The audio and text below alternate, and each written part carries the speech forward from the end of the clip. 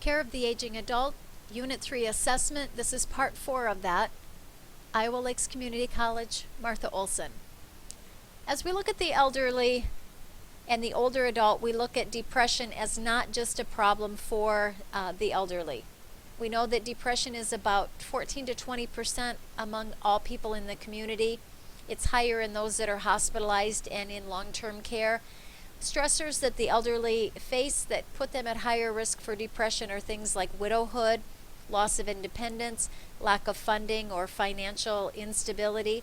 They may have problems and their depression shows up with problems sleeping, hopelessness, maybe crying. They stop going to social things or having social contact with people, and can be as serious as suicide.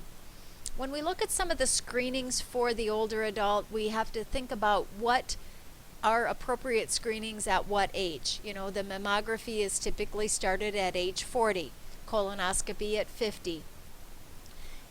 Looking at the eye and ear, you know, going to the eye doctor is all throughout the lifespan. Do we do it more often as people get, you know, into the 60s and 70s? It depends on their past eye problems and what is recommended. For the male, the prostate and testicular exams, because of the prostate enlargement, we can see more problems. And then testing or screening for ovarian cancer, just because a woman is past menopause, she probably still needs a pap smear. But some of those recommendations by the American Cancer Society have changed.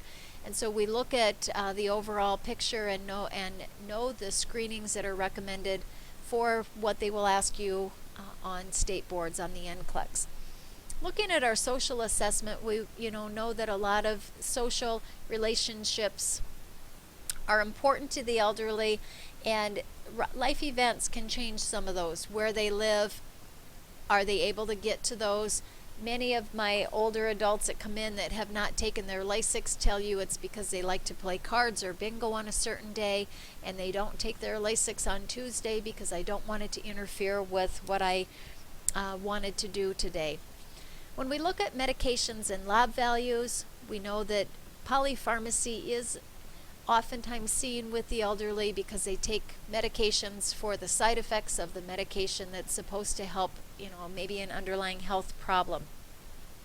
Older adults are more susceptible to drug-related problems, adverse drug reactions, food and drug interactions, maybe inappropriate prescriptions because they go to several different specialists or doctors, and no one person is looking at all the medications to know that they are interacting with each other. There might be some issues with non-compliance because they can't afford medications.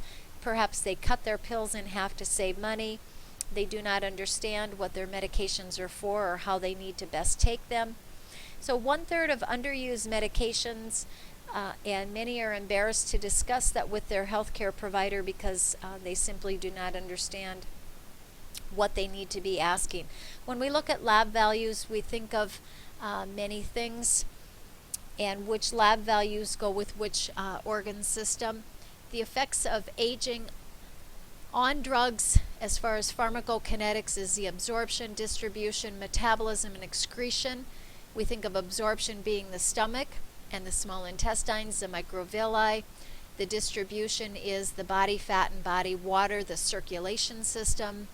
Metabolism is typically in the liver or the hepatic system, and then excretion is primarily the kidney. With decrease in the kidney function, we oftentimes see toxicity, and the old rule about start low and go slow is important because many of the times medication dosing for the elderly is half of the dose for an adult that has good liver and kidney function. Our pharmacodynamics is what happens once that medication reaches the body. Are they more sensitive at the cellular level, and do they have the receptors that are there to help with that?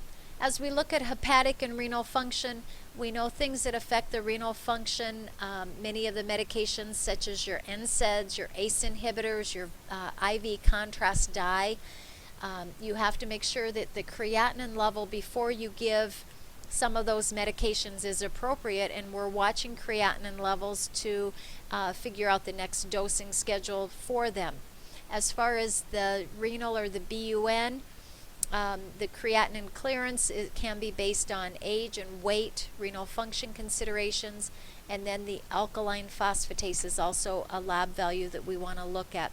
The liver in the elderly sometimes takes increased time to eliminate, and that can also relate or contribute to toxicity that we see.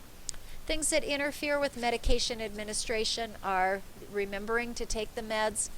You know, are they motivated? Do they see the benefit of that medication, or is it just a pill that causes me to have side effects? Many of the blood pressure medications fall into that category. Those for hypertension, the side effect oftentimes is worse than the fact that they didn't realize they had high blood pressure and didn't have problems with that, so they didn't see the value in taking their medications. Maybe they don't drive or can't get to the pharmacy, and many of our pharmacies in smaller towns here in northwest Iowa will deliver medications, but you don't have that in every place, especially, you know, in the city.